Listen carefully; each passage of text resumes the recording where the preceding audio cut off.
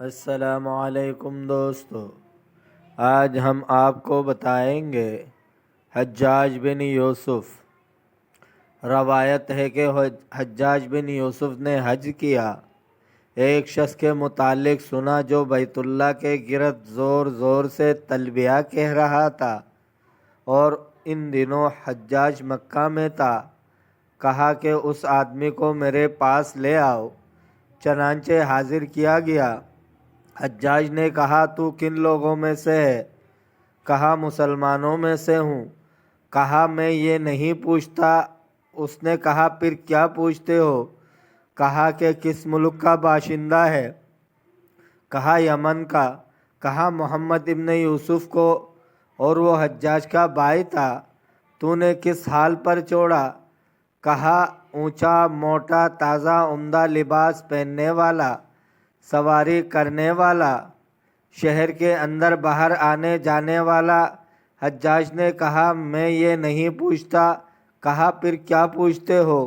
کہا میں اس کی عادات پوچھتا ہوں۔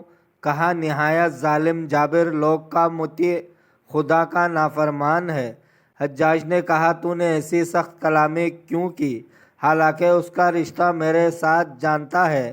اس نے کہا کیا تیرا یہ خیال ہے کہ اس کی عزت تیرے رشتے کی وجہ سے اس سے بھی زیادہ ہے جتنے کی میری خدا کے نزدیک ہے؟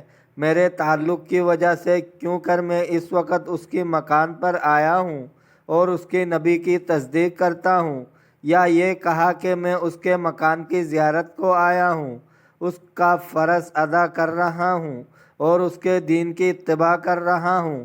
یہ سن کر حجاج خاموش ہو گیا اور کوئی جواب نہ بن پڑا، اور وہ شخص بدون اجازت کے لوٹ گیا اور غلاف کعبہ کو پکڑ کر کہنے لگا اے اللہ، تجھ ہی سے میں پناہ مانگتا ہوں اور تیری ہی پاس پناہ گزین ہوں۔ تیری کشائش قریب ہے، تیرا احسان قدیم ہے، تیری عادت بہت اچھی ہے۔